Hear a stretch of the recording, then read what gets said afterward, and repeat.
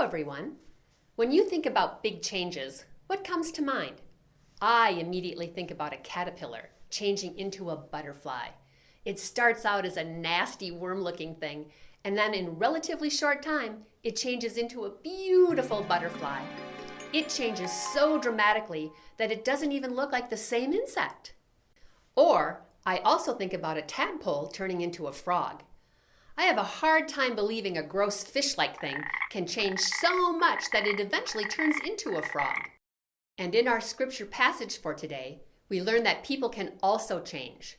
No, I'm not suggesting that a person can literally change into a different creature or object. Clearly, that's just silly nonsense.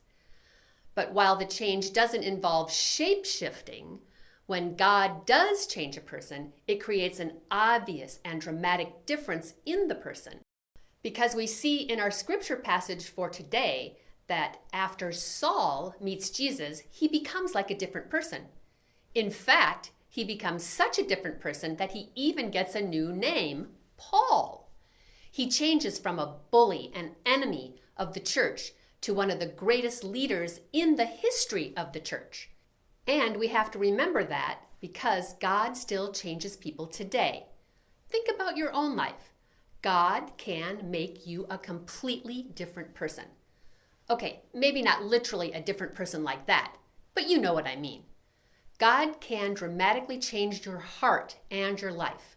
When you consider your sin and failure and hurt and the sad things in your life, God can change you from the inside out and make you a brand new person through His love.